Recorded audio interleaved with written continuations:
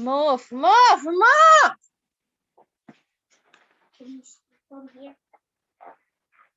you move?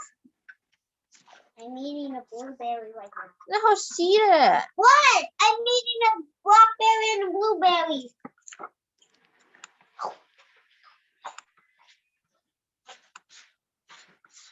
Oh, I'm also eating a marshmallow. Wait, I'm so hungry.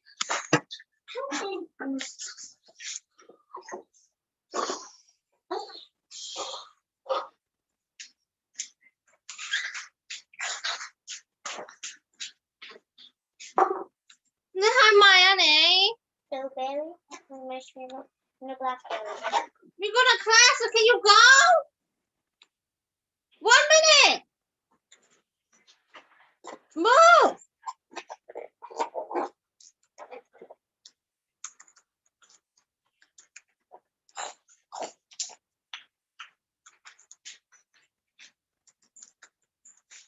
Oh, Can you move? Can you move?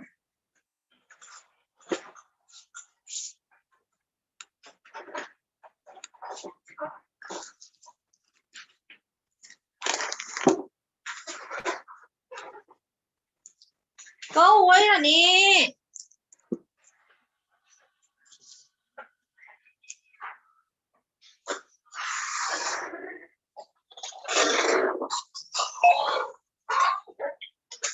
There's Mandy. How are you, Mandy? I'm good. All right.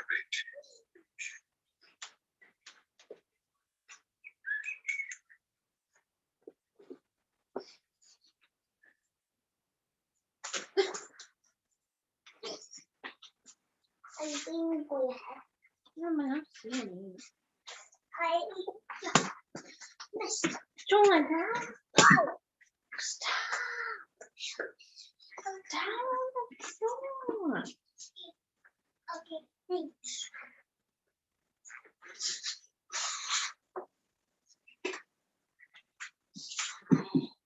Sunshine. Let's see here. How you doing? What are you looking at way up there?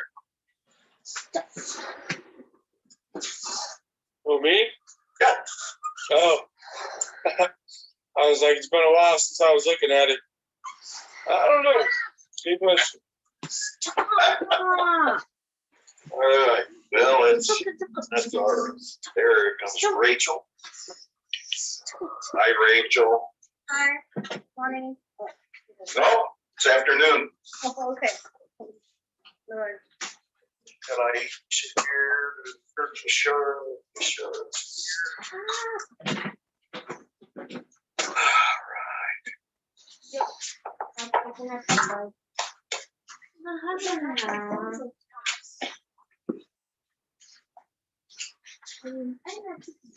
Can you stop? Emma rolling in.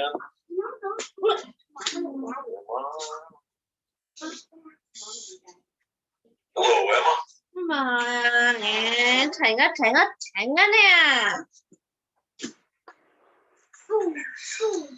Biệt. Trung ra. Well, we're going to give them just a couple more minutes because Kayla told me Ah. she's in charge. I have my blackberry. Stop touching my blackberry. Can I have blackberry? Can you stop? I'm in class. Yeah. Nó chỉnh mẹ nè. But I can go inside you. When I'm done, okay? Go away. When you're done, I can go inside you. Hiya, go away là hiya.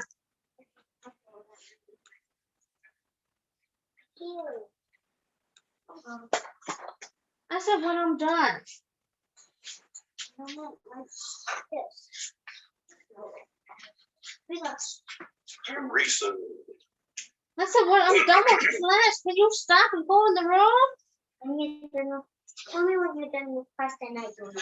I'm not done. I just started. Hello, Teresa. How are you? Hello. Good. All right, well, we're gonna go ahead and get started. We're still missing two, but Oh, yeah. we will see if they show up barreling in here. Here's what we're gonna do today. You might have noticed that we're kind of rolling into a really big topic.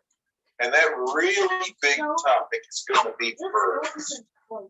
Now, there are several keys. There are three different, actually 4 keys to deal with verbs. There's one about the to be verb, and then there is one about how we talk about the present, how we talk about the past, and how we talk about the future. And then we've also got a lot of different verb forms, and we've got a lot of different verb tenses. And so what we're going to do is I'm going to actually probably repeat a lot of what you saw for today. And the reason behind that is this is a big topic. I've held it off until the end because it's so big as the last part of speech that we want to deal with. And so we're going to go ahead and review some of the stuff that you've already seen in the videos. And it'll also give you an opportunity to ask questions, which you may have had as you were watching the videos, but you didn't have a very good way of asking any questions about it. Okay? So that's how we're going to approach today. And I hope you won't be bored to death or any more bored than grammar would allow you to be or require you to be. How many people just love grammar? Not a one. Except me. I'm kind of fond of it. But in any case, let's go. All right. So what I want to do here is I want to go back to the homework from Wednesday. We're going to do the Wednesday homework. Just review where you have questions. Dạ có mẹ. We're going to then talk about the Dạ homework. có mẹ mình And class. then we're going to start talking about verbs. And so, Dạ có mẹ if mình I class. remember correctly, we should be starting on page 57. And the first part of what we're talking about here is preposition. And you may remember that we've talked about articles as being something very difficult for some English language learners, because there are many very large and important languages that don't have articles. And so there are a lot of these words are just going to have a tremendous amount of trouble. Probably articles being more of a problem actually than the other kinds of determiners like predeterminers and post-determiners. Lots of reasons, even if they do have articles, they tend to be item or the other part of speech is extremely difficult for language learners. And you may have experienced this yourselves if you've ever studied a foreign language. But that is the idea of preposition.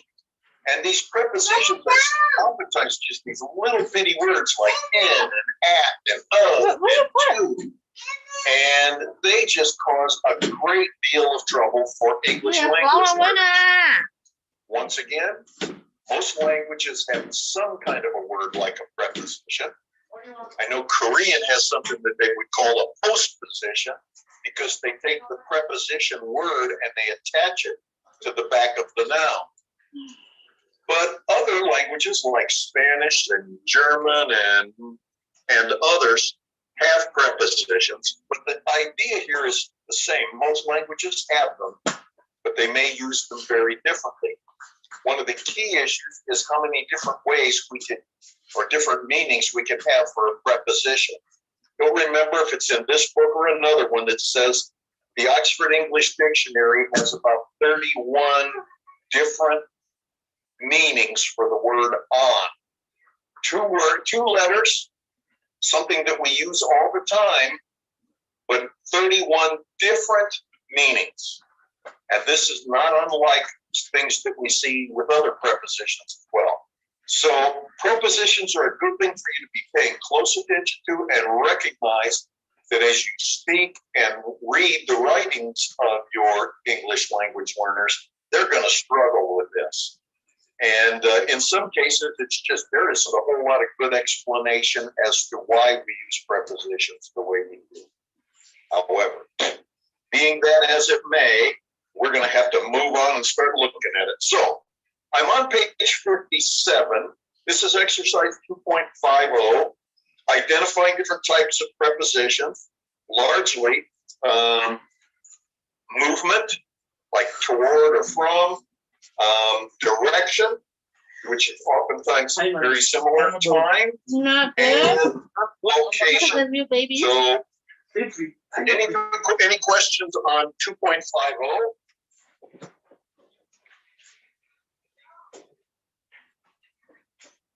2.5, huh? After dinner. For dinner? Yeah. What is the phrase movement? No, that would typically be time. Most of the time after refers to a point in time. And so most of the time after is going to be a time verb. Which one are you talking about? Yeah, you just said, and have number 4 too. Number 4, yeah. After the record, perception is going to largely be a time because it's talking about the time after that. Then they go to is feel like location, right? His house. So Chris invited us to go to his house. Yeah, it's the location, right? More so a movement. It's actually a direction of movement more so than a location, right? At would be a location because at his house, we sat around and played cards. That would be more a matter of location. Movement to, from, toward, away. Those are typically movement types of prepositions. Okay. Sometimes they change a little bit. I'm trying to think of a good example of to as a location, and I can't really think of one. Okay? Now, how about over on page 58 to 51, exercise 2.51?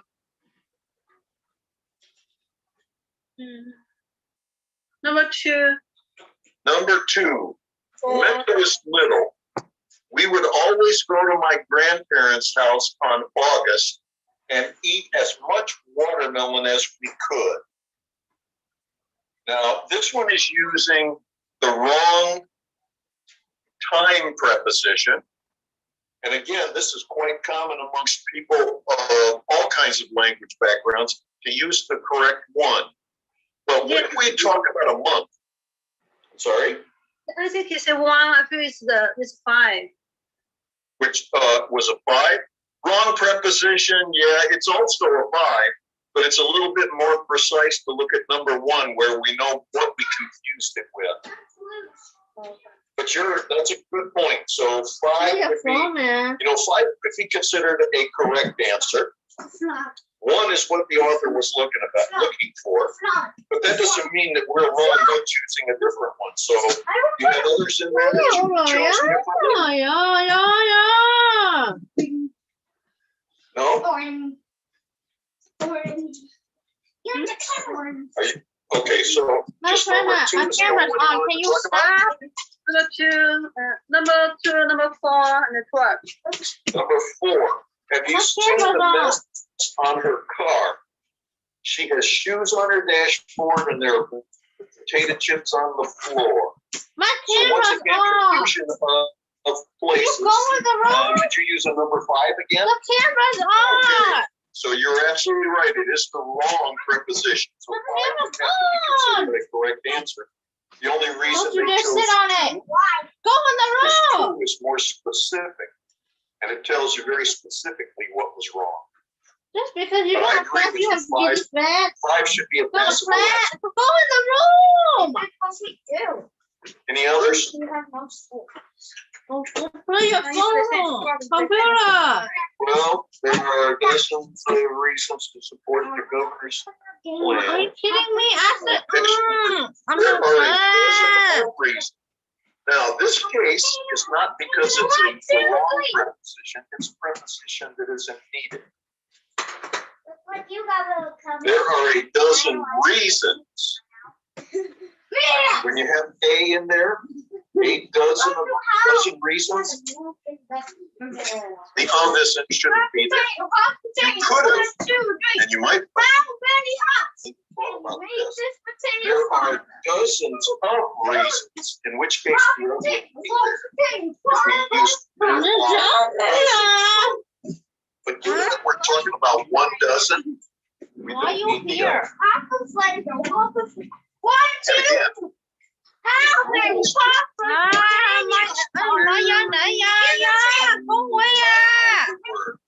vague is probably a good word for the reasons behind preposition selection. I'm going to jump over to 2.52, and I want you to pay very close attention to the last part of the instructions there.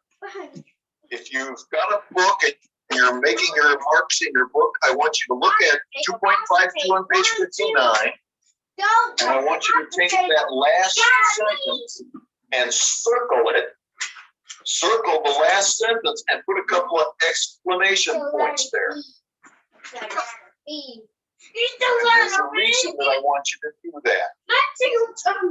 The word to, T-O, is usually a preposition. Okay?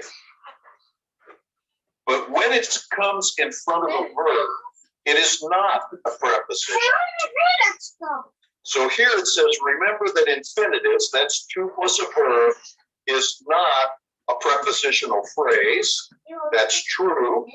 And secondly, to in front of a verb is not a preposition. Oh, that's how it's supposed to be. The reason I bring this up is you'll see this on the test, I'm absolutely certain.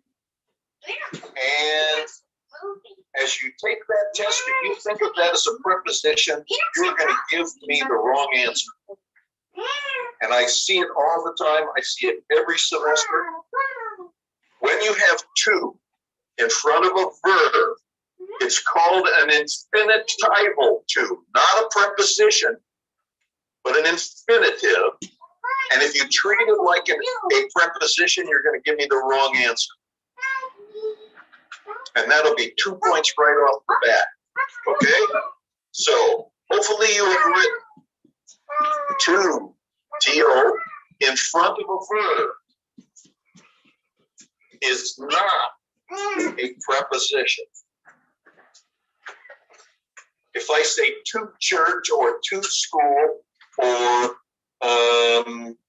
to the grocery store, correct. It is a preposition.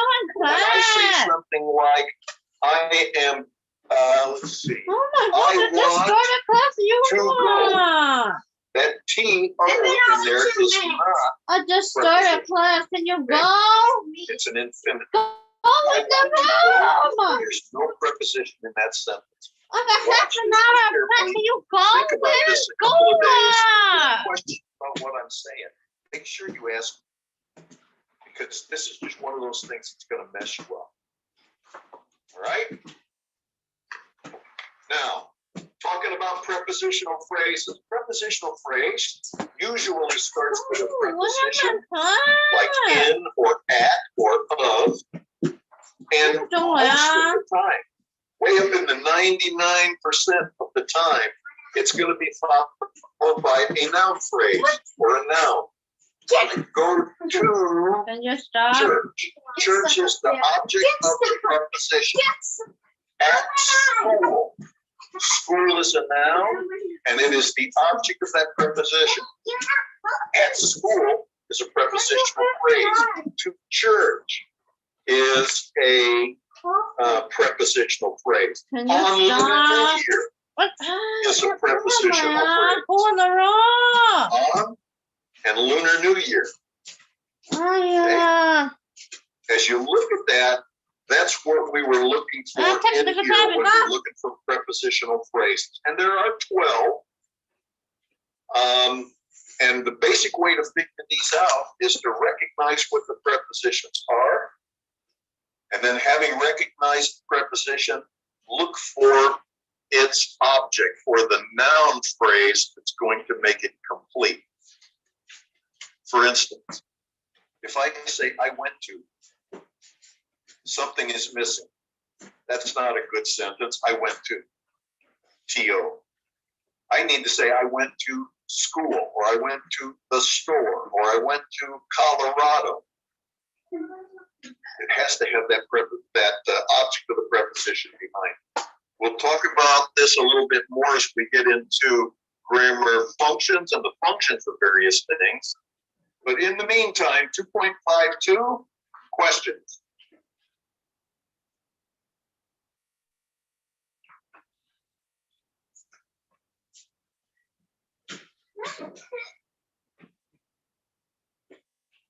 Notice one important thing, and this is down at the very bottom of this exercise. Sometimes you can have a prepositional phrase buried inside another prepositional phrase. So if you have trouble coming up with exactly 12 prepositional phrases, No, don't do that, no. would be between their No. version. Between their version sounds like it's a prepositional phrase, but so is followed by L2. So between their version of the L2. Can you go? Oh my God. Prepositional Yeah. phrase containing an embedded Stop. prepositional phrase. Between the versions, which versions of the L2? So watch out for that one. Prepositional Stop. phrase will be a preposition and its object. And way more than 90% of the time you will No, find no. the object You better not. You better not.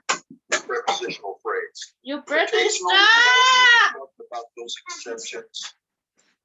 Oh, you're gonna tell you to stop going around.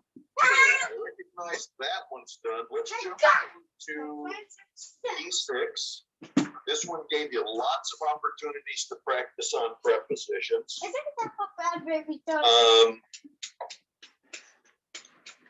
And there's places to give examples, but I will say that a word that shows chronological, that means time, spatial means location, or directional, What? which means moving and movement, or grammatical relations between nouns and other parts of the sentence. Do you remember what page that's on in the workbook? Yeah, it's 141. 41. So what I want you to do is, I'm not going to ask you something like that on the test and say, give me a definition of this. I'm going to be having you work with it instead. But it is important to realize that these are learners. There are lots of them. And even Can for you you go guys in the who room? haven't paid attention to Now. a lot of English grammar, Go in the room. Go in the room. Let's see. No food. No Aisha, food, no food. are you there? Yes, I'm here. Oh, good. What did I say about two in front of us? That It's not a prepositional. It's Very Just good. Yes, Debbie. it's an imperative verb, and the two Go you can touch. actually call infinitival, but nobody will ever say that to you again. Oh, my But you're room. right. Two in front of a verb is Oh, not a my preposition. So that's what I wanted to make sure we catch. I'm on page 141, questions here. If you wrote a preposition as a word used to show relationships between words, is that close enough? Yeah, I'm not gonna, like I said, it shows you relationship. I went a little far and talked about time, place, direction, and grammatical relationship. But if you've got that it's tying together different parts of the sentence, that'll work well. Cool. Down in 3.64, who has an idiom that starts or uses the preposition?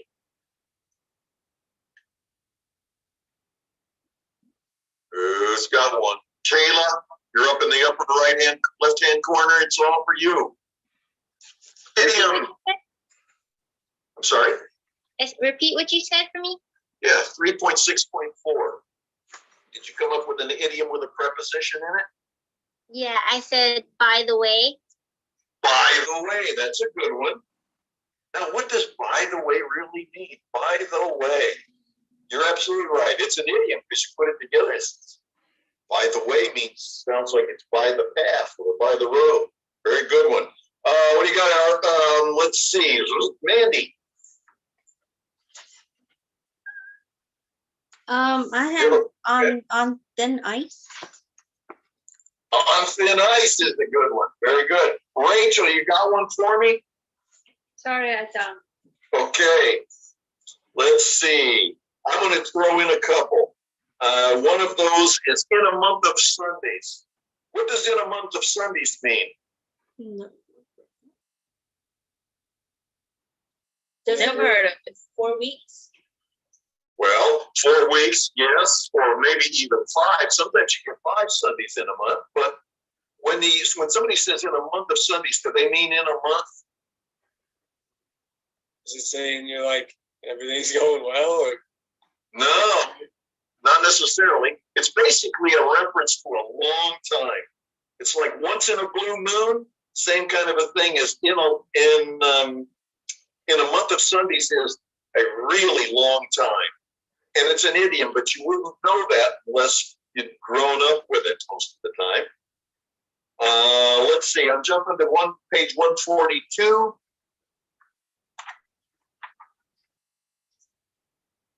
Notice 3.67 is talking about prepositional phrases. Now we do it.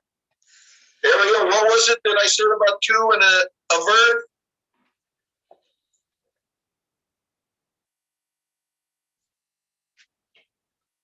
Ariel. I'm not too sure. Okay, very good answer. Let's see. Kay Dukes.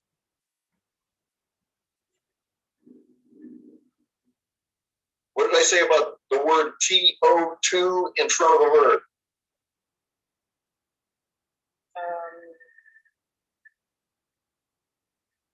Yeah, I don't know. Okay, so now I'm going to say it one more time. Now you've seen that sometimes I can ask this question, people don't know what it is. Now, Aisha had the answer, which was great, but a lot of people don't pay attention to this detail and they go in and they mess it up on the exam. To in front of a verb is not a preposition.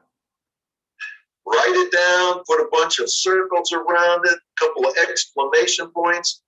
The word TO2 in front of a verb is not a preposition.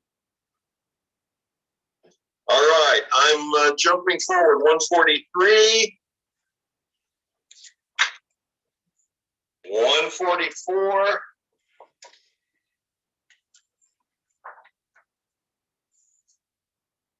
145,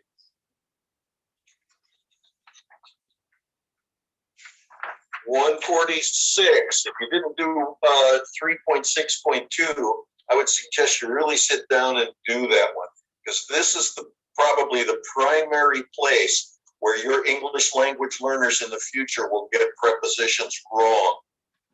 If anybody ever used to watch NCIS, hey, remember they had an Israeli woman on there who was, her name was Zima, or no, that wasn't it.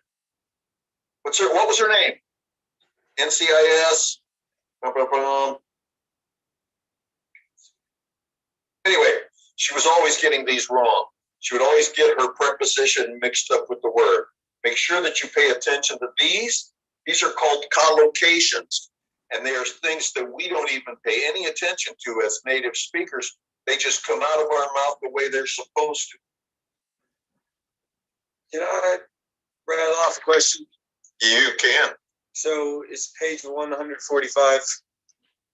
The last two items, 3.6.18, and then the one after that.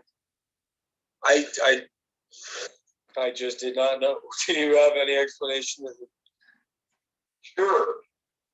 So what should a teacher explain to an ESL student who says, I entered in the house at noon, or she went the movies last night? what you're going to have to do is you would talk to your ELL student and say, if you were a Spanish speaker, you would probably say something like, I entered into the house. If you were speaking in Spanish, I entered in the house. When I was in the 7th grade, my second sentence in Spanish was entro en la clase.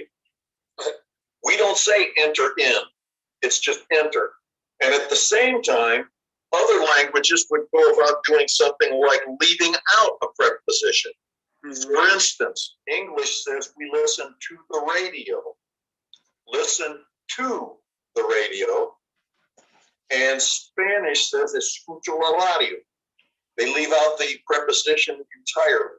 So the issue here is, as I said, even when languages have prepositions that are similar to ours, they are often used differently. Okay. And so in this particular case, particularly if you knew the student, you knew that they spoke Spanish, you had a feel for what Spanish is like, it's quite easy to go in there and say, I know you do that in Spanish, but we don't use enter in here. And we do use listen to, not just listen. All right? Okay. And then, well, I forgot we got the answers in the back, so maybe I could just fan to the back for the next one. Well, which 3 techniques should learners use to learn prepositional combinations? So there are really 3 things that the author is looking for. One of them is the one that I hate the most, and that is memorization. Okay. Now, memorization is not a very good learning technique, but in some cases, that's the only way you're going to get prepositions. You have to memorize what words they go together with certain prepositions. That is the same as the exercise on the next page that I was suggesting everybody do, 3-6-20. Another one is for us to actually use direct instruction with our students to teach them that we don't enter in but we do listen to, right? And this would be direct instruction here. It's very specifically telling them when these prepositions occur. And then the last one is kind of, I don't know if the book called it this, but I called it massive exposure. And one of the reasons why we have very little problem in English as English speakers with prepositions is we have had massive exposure. We've been beaten up and we've heard millions of these prepositions and the words that they go with, and therefore we learn them that way. Unfortunately, English language learners don't usually get massive exposure because oftentimes they go home to an L1 speaking environment, or they speak with other people who have the same L1. So rote memorization is a key to it because in some cases there are no rules.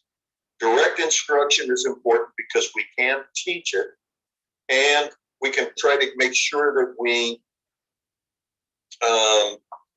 give as much exposure to these prepositions as we can. Man, I thought there was going to be like some trick or something. No tricks. Teach it, memorize it. Okay, word. All right. Let's see. Page 147. I didn't get that.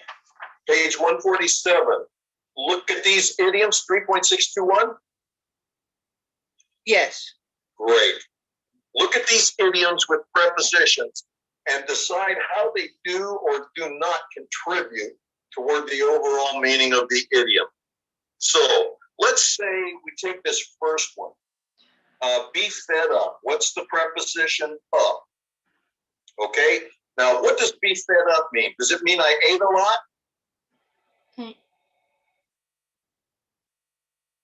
Aisha?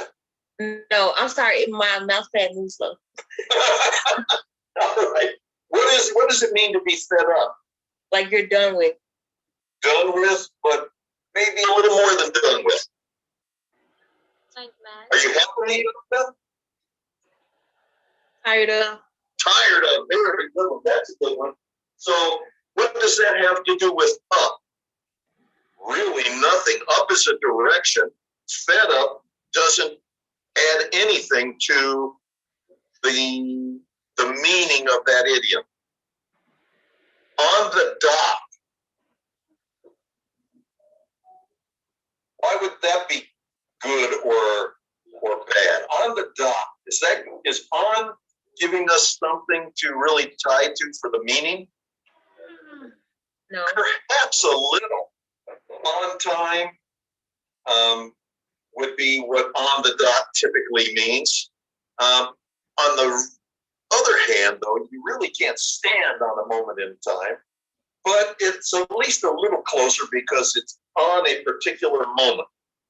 And that's what they're trying to do here. There aren't any really super good answers other than to look at and say, not on your life. Does that have anything to do with the idea of no way Now it'll it's your never turn. happen? I don't think so. Here's one of the Can you big just go problems. back away? When we take I'm these gonna choose it. Can you go? prepositions But can you go back and in we the put room them for in now? idioms, first off, the idiom, you can't take the words No. apart and make them add up to what the meaning is. To be fed up. There's no way I can say be plus fed plus up means tired of. But we have our language, and everybody else's language is just so full of these idioms that it's one of the key problems that makes it difficult for students to learn. Can you go? And so we use idioms all the time without even realizing we're doing it. Oh, idiom. I once pulled a team of people together from Idiom around the like globe to you work on drive an information system. No. And after several weeks, I had guys from Germany and Spain and China and Singapore, Malaysia and South America and all over the place. And they finally got me in a meeting and said, would you please quit using so much slang? They really meant idioms because they couldn't understand them. And so I said, sure, I can understand that. We just can't do that. Or if we use those idioms, we're toast. Well, first thing out of my mouth is toast, which was kind of a figure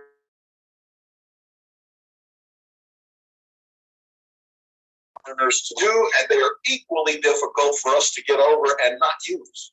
We do them all the time. Does that answer okay? Okay. Jumping to page 148 and 149.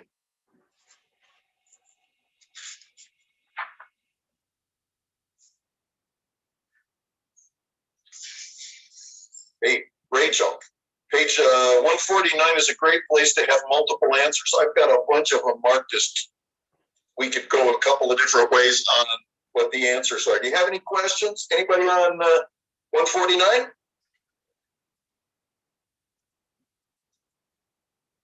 For instance, I looked at B and I said, well, 1, be sure to use the correct preposition for the word combination. So he was seriously worried for his sister's health. Well, we wouldn't usually use for, we'd use about. And then I also thought it was perfectly good as a 3 with adjectives. One of the most common errors is using preposition for the preposition for too often. I don't know, I think they wanted number 1, but there's a whole bunch of these that could be multiple answers. And if you're really confused, you let me know. We'll talk about those. How about on 3.6.24? Which is on page 150. If not, I want to jump back and let's hit this other stuff, beginning stuff on verbs. And I want to go back to page 41. And this is where we're first getting our first taste of verbs and the complexity that these verbs have. One of the problems with verbs is they are so much a part of the meaning of the sentence. I've had people tell me when I tried to study a language, just listen for the verb. If you can't hear anything else, catch the verb and you'll get an idea of what the sentence is about. I don't think that's really true, but they are a very important part of the sentence. So let's jump in. I'm on page 41. I'm looking at 2.29 at the bottom of the page. Maybe this one might be fairly straightforward to you, but you may not get them all. First, I'll ask if you guys have questions.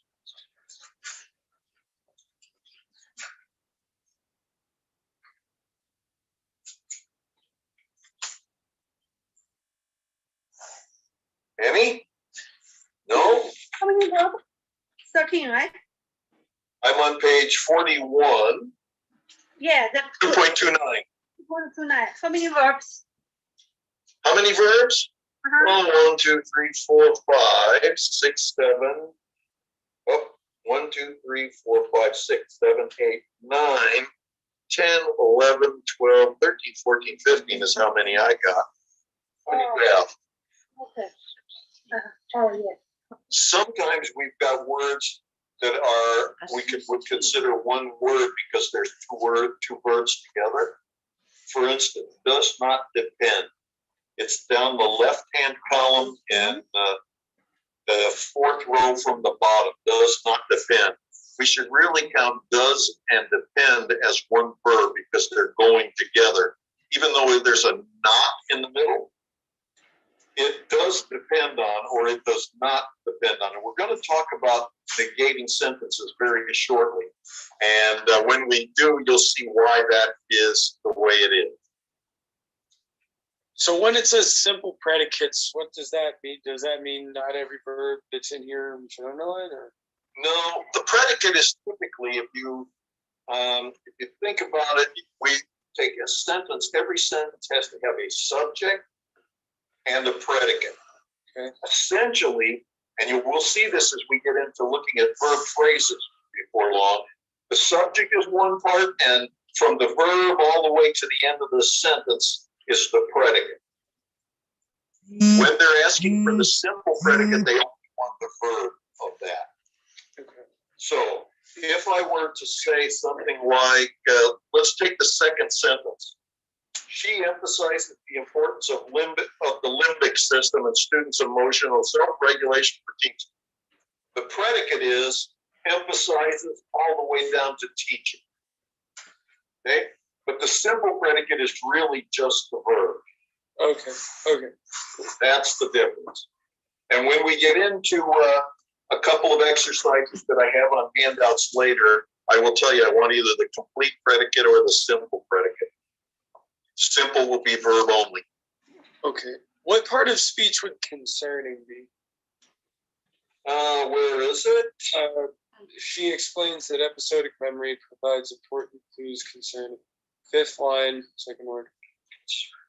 Concerning would be a verb also. Really? Yep. And retention? Retention would be a noun. Okay. Retain would be the verb form of retention.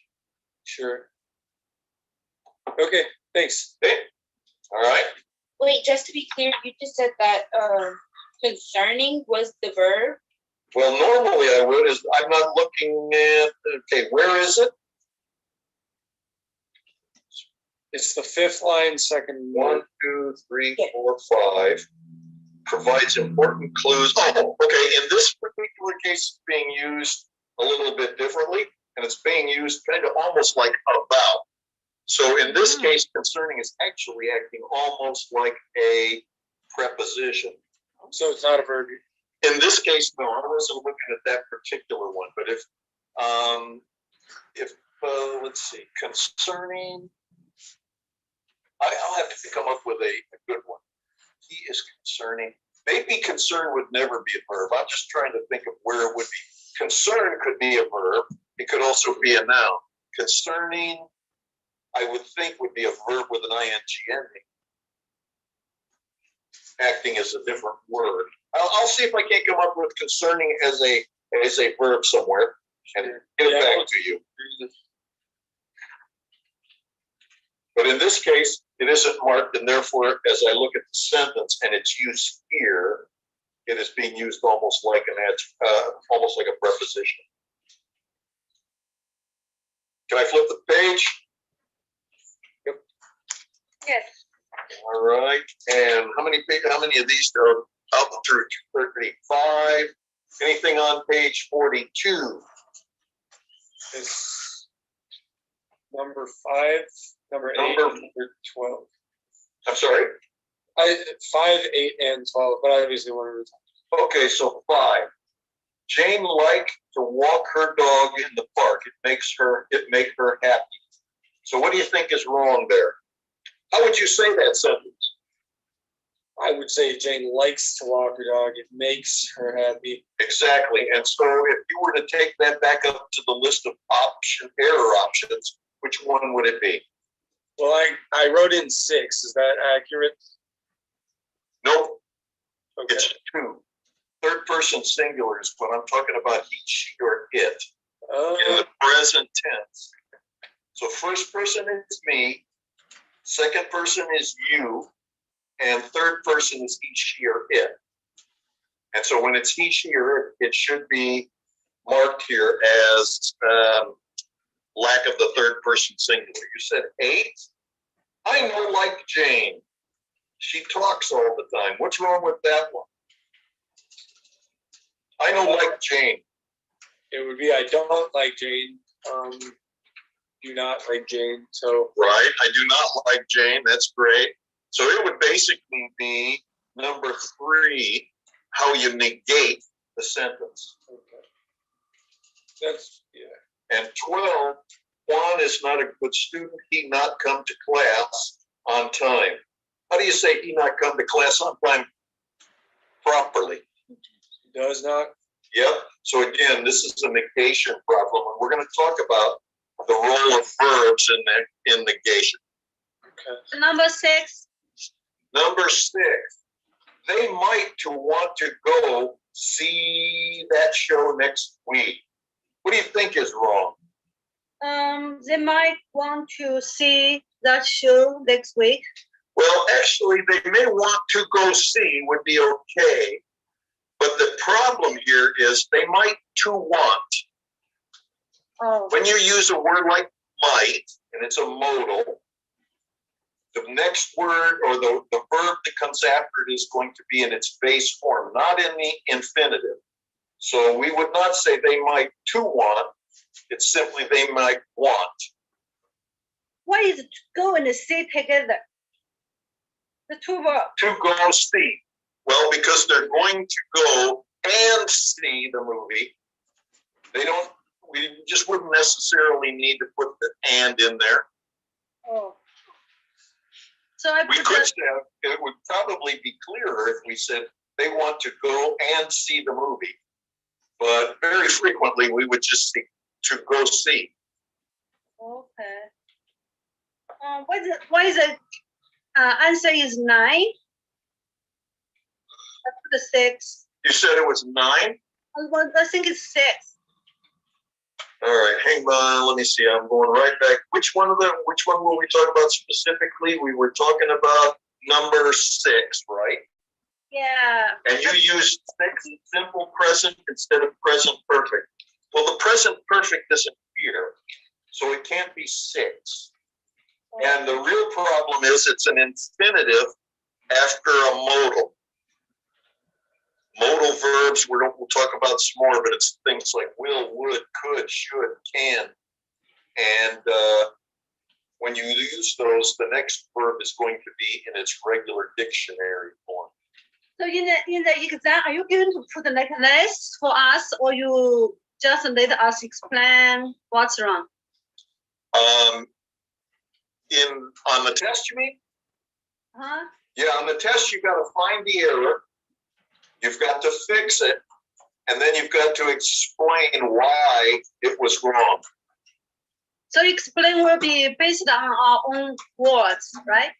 Well, no, it'll be based on English grammar. Like this, you have choices. Not done. No, I won't be giving you choices. You'll have to know what it is. Okay. Thank you. And just to make sure I'm clear for everybody here, to go in there and say infinitives after modals would not be an adequate answer. You would have to give it in a full sentence and explain exactly what you mean by that. Infinitive after modals, it's okay for us as we're trying to learn our way through this, but if it was an English language learner, that wouldn't mean anything. And so we would have to say something like, you cannot use an infinitive verb after a modal. Or you might say, a modal verb is always followed by the main verb in its base form. A couple of different possibilities.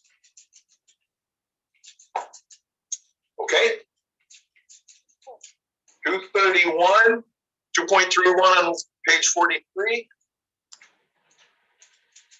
I really didn't understand like how to change it to a transitive verb and an intransitive verb. Okay, so here's another one of those things I didn't really learn until I was like 54. And I lived a very happy life not knowing what a transitive verb or an intransitive verb were. But here's the idea. A transitive verb has to have a direct object. And so, I guess my confusion is do we change begin into a form of a transitive? well, it could be. Here was the answer I used. As the transitive form, I put in, he will begin school tomorrow. So is will the transitive? No, begin is the transitive verb. Will is going to be a modal, but begin is the one that we're going to look at as needing a direct object or not needing one. So in this case, he will begin school tomorrow. School is the thing that he will begin, which is the direct object. Okay. Now, when we want to do an intransitive verb, we can do all kinds of things with begin. My sentence was, I began yesterday. Yesterday is just the time frame. It doesn't have a direct object. So if you're not clear on direct and indirect objects, we're going to be covering those when we look at subjects and objects and everything else after we get past the parts of speech. Mm-hmm. In this case, he will begin school. Begin what? School. So that's the direct object. And begin is the verb used transitively. Mm-hmm. But if I say I began yesterday without saying what I began, then it's intransitive. There's no direct object there. There's just a time. Okay. Let's use move is really a good one. Okay? Mm-hmm. He must move furniture. What is he moving? Furniture. Furniture. That's the direct object. How about if I say he moves a lot? Then that's just his action. It's just what? His action. Move. That's basically his action, and it's an adverb about how often he does it. I actually had he moves often. Often tells me how often, but it doesn't say when he's moving. And in this case, it probably means he's moving from one apartment to another, but there's no direct object there. Okay. Okay? But the cloud began to move. I'm sorry? The cloud. The crowd began to move? Yes. That would be good. Now, if the crowd began to move the disabled car, right? If they all got around and they started moving a car, then it would be a transitive verb. But in the case that they began to move, they're not moving anything, and so it would be intransitive. Oh, intransitive. Intransitive, where the crowd begins to move. The crowd, I'm sorry, let's think about that. Let me restate it.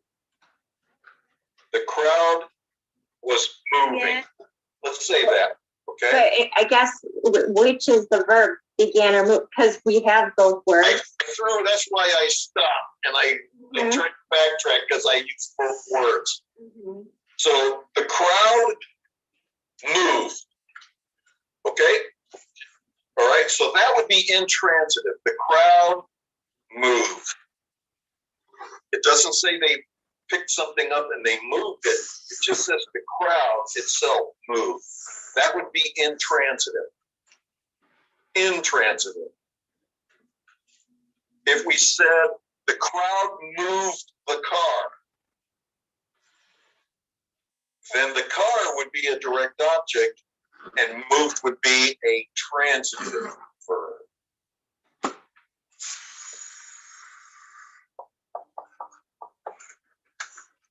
So we've still got a few weeks before we actually hit all of these pieces. And I'm not not sure why they jumped in here and threw this in quite this early, but I didn't write the book, so. But in any case, here's the way to think about this. If it's a transitive verb, I think of the word transitive and I think of transport. And when I think of transport, I think of moving something. So a transitive verb is kind of like transport, which says that I am impacting something. I move furniture, or I move the car. On the other hand, intransitive cannot have that direct object.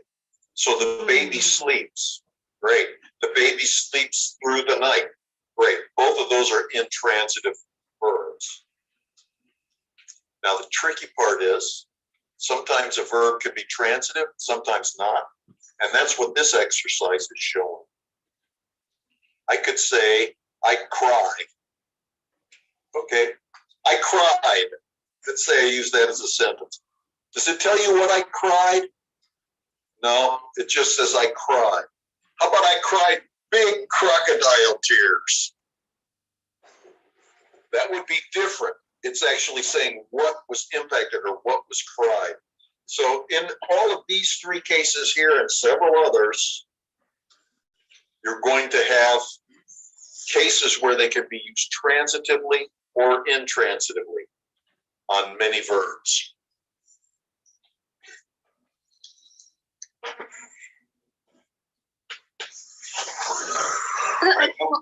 How about I cried?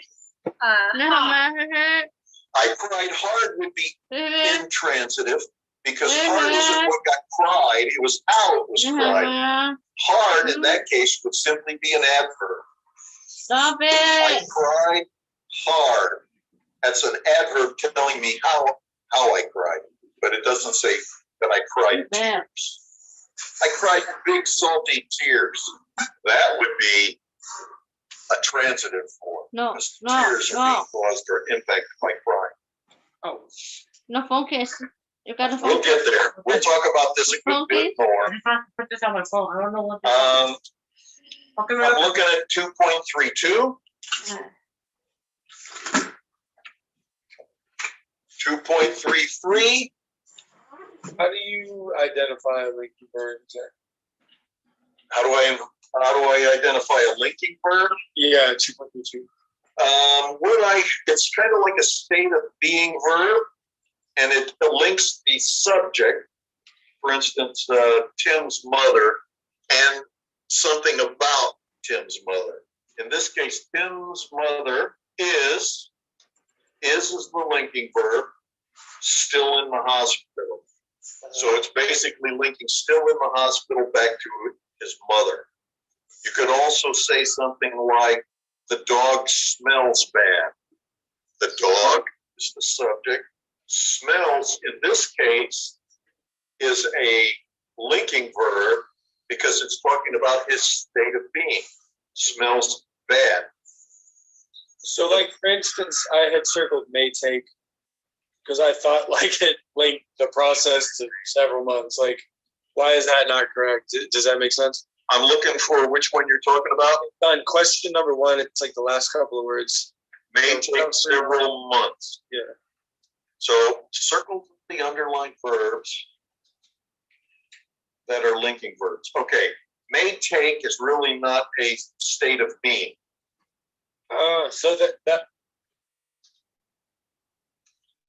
So the linking verbs are only state of being verbs. Yeah, they are used like state of being verbs. Okay, that answers it pretty well. Thank you. And so when you think of them, quite honestly, you usually, if you think of linking verbs, you think of is, am, are, was, were, or will be. But in this particular case, there are a lot of other ones that talk about it. So going back to my dog example, smell could be a linking verb in the sentence, the dog smells bad. Okay? Bad is linked to the dog. But I could also go out and say, the dog smells every hole on the street, in which case it's an action verb. And the part that's a little bit tricky is In the case of the dog smells bad, it is a linking verb. In the case of the dog smells every fire hydrant, it's an action. So we do have some verbs, and I think I pointed those out in one of my slides, where it could be more than one thing. It all depends on the context. Thanks. Okay. I'm not done. Go away. Other ones on 2.32,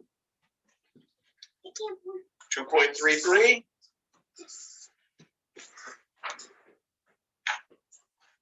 2.34.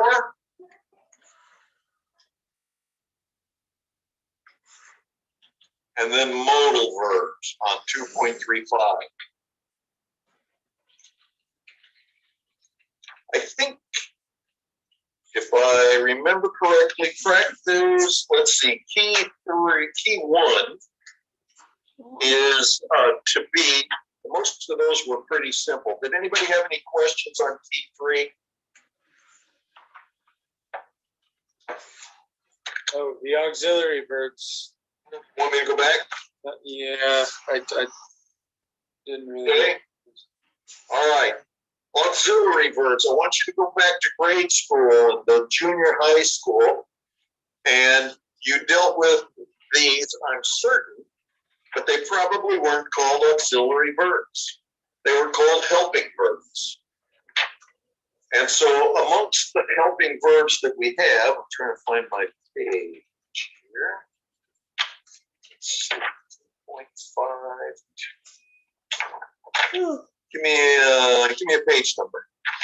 45. Page 45. So this is where we're going to start seeing some things around perfect tenses and progressive tenses. But the helping verbs are extra. For instance, if I look at number 2.33 and I'm looking at number 1, it says she has been a good friend. Well, has is a helping verb, right? And been is what we're really talking about. So the main verb here is what she was like, or been. And has would have been the auxiliary for that. If we move over to the second half of that same number, we go, we have done. And in that case, is the helping verb You of spit do. flew over, you in the past. stupid. Yeah. No. But unfortunately, it's not You always dirty. that simple. Go down to number 2. No. So yummy. No. When I am there. I'm not even difficult for you In here. that particular case, am is the same word that we might use up towards the front. I am planning. In I am planning, it's an auxiliary. But over here, when I am there, that's a main verb. Okay. Because there's no other verb there and it's no auxiliary.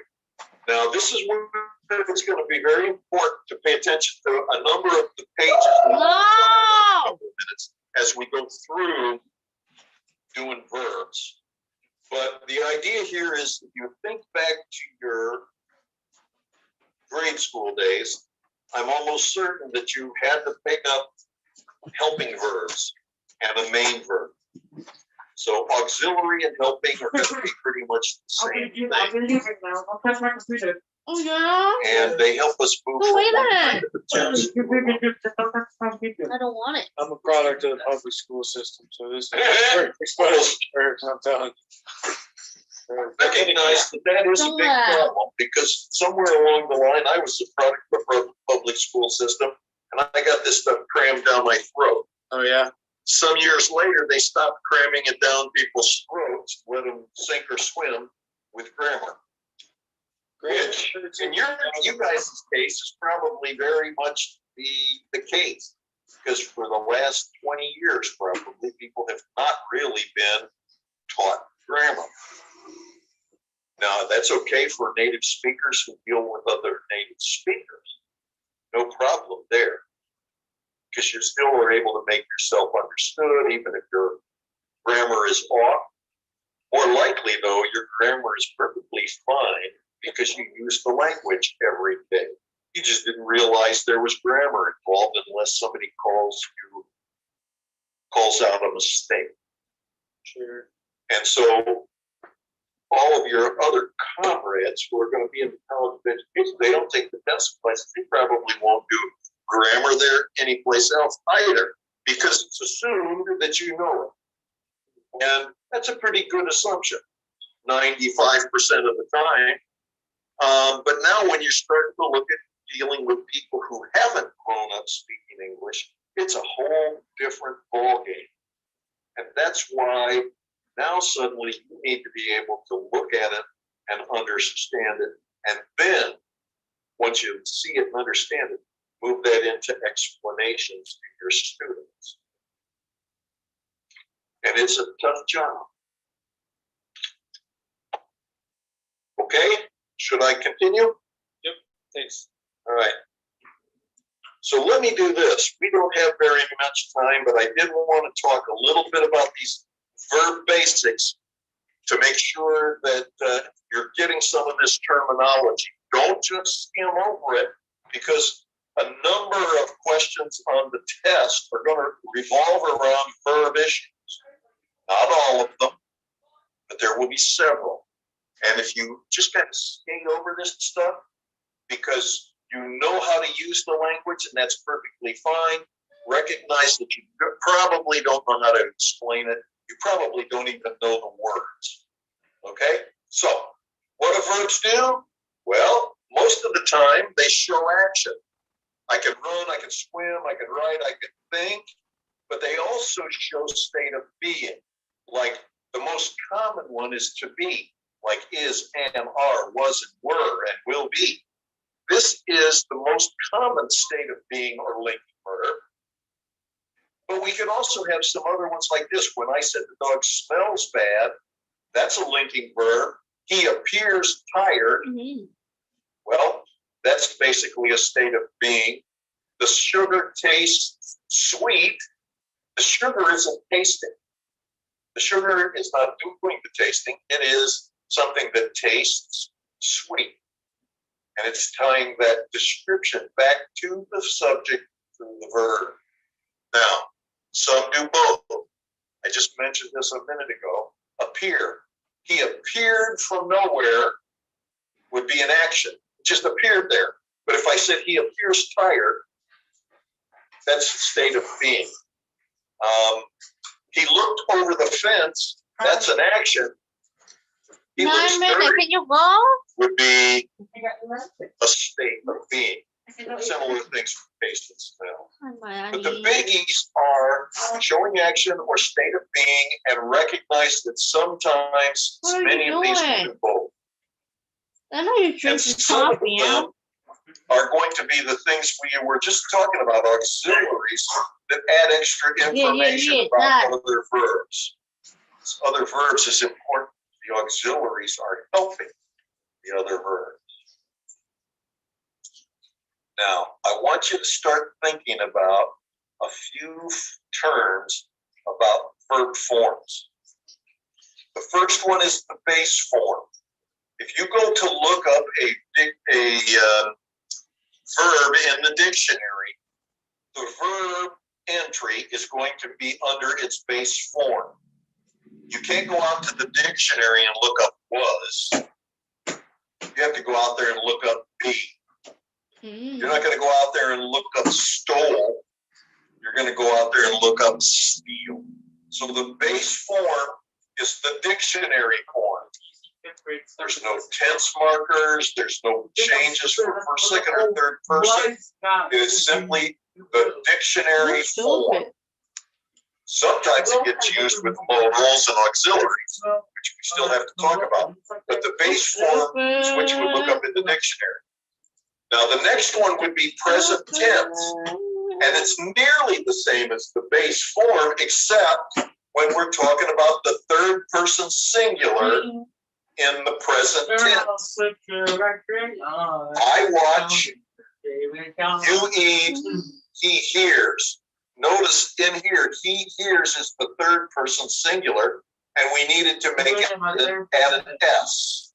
And everything ends Learning in about the words, first. yo.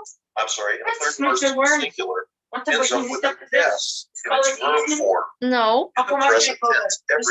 You're gonna go high school first. I want to go ahead and go up on college first. The verbs are easy to But know. in here, we've got I understand. Why you giving the about six person places, first person singular, second person singular, third person singular, You write Then we papers go in to high the school, first, college, second, man. third Yeah, person plural. why am I learning about verbs? Now, present tense is almost the same, but it isn't if you say he, she, or it and put an S on the end of the verb. Then it's the present tense, it's no longer the base. That's how you can tell the difference. The past tense form, usually we put on a D or an ED. With the exception of B, these things do not change by person in the past tense. And you know that we've got many irregulars, things like the past form of be is was or were. The past tense of eat is ate, and see is saw. And so we've got lots of irregulars. Then we've got something called past participles. Many times they look like a past tense, but they're not. For instance, let's take two of the past tense verbs I just talked about. Eat and see.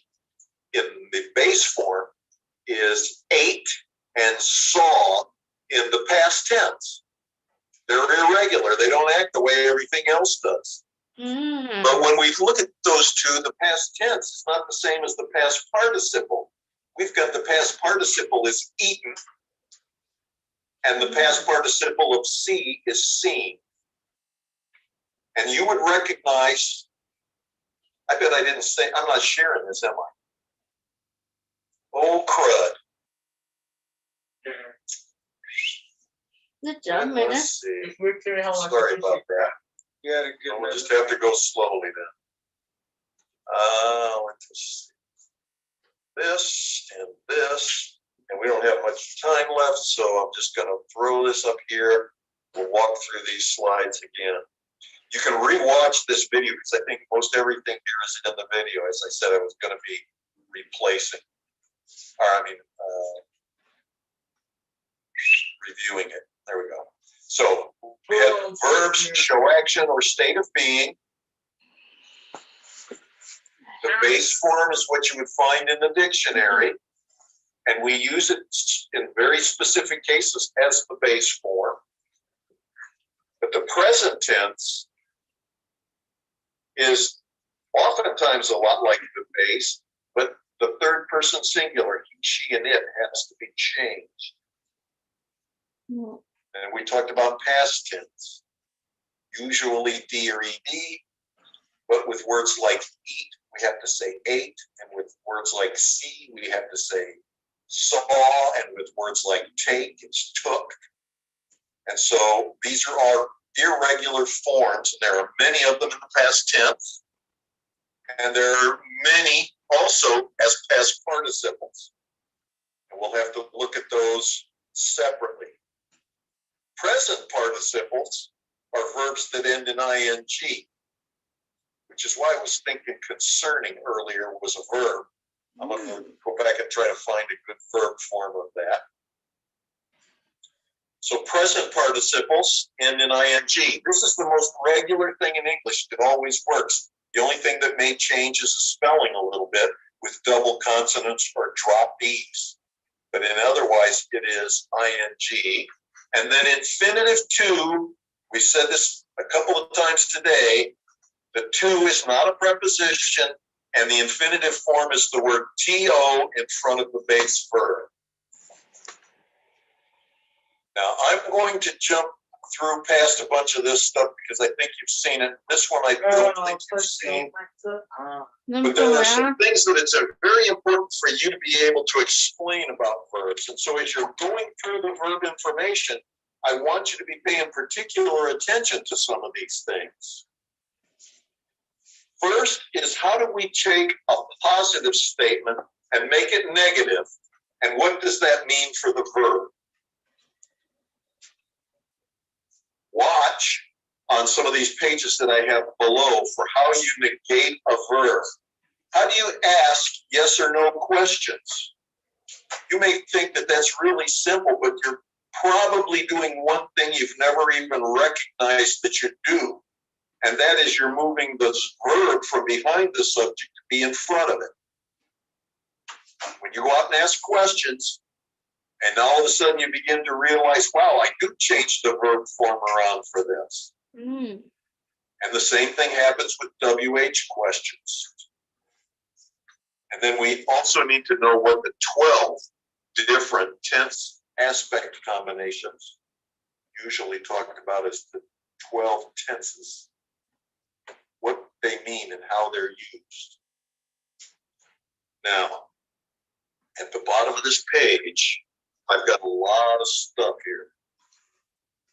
You've already read pages 52 to 59. That was what you should have read for today, if I remember correctly.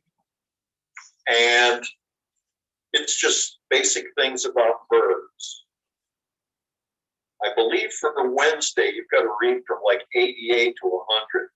And in there, from 89 to 95, it's going to talk about each one of the 12 tenses. And it's going to show you how that tense is formed generically. And it's going to tell you, how do I make a negation here? How do I change this to a question from a sentence? And when you're looking at this, it will have some information on the different meanings you use. But when you get back to key 2, 3, and 4, which is on page 118, 134, and 163, this is going to show you how you use these to talk about first the present, then the past, and then the future. And there are many ways of talking about the present. And it's not just the present tense. So keep your eyes open. Pay very close attention to what's going on here. Don't be afraid to call me or write me and ask me questions, because this is going to be a very important point. We'll talk about it more next Monday.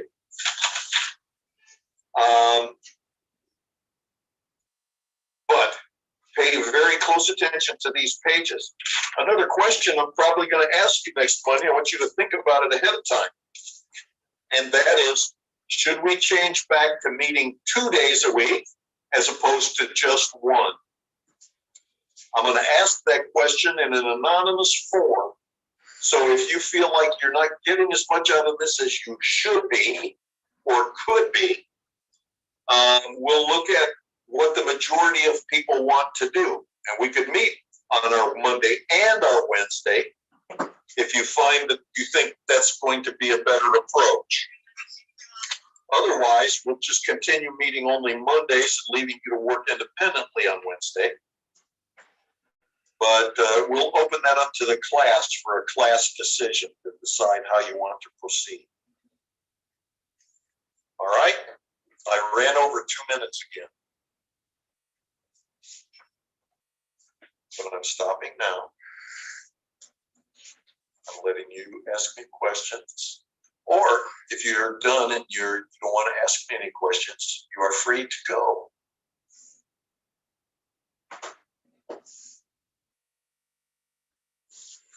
See you later.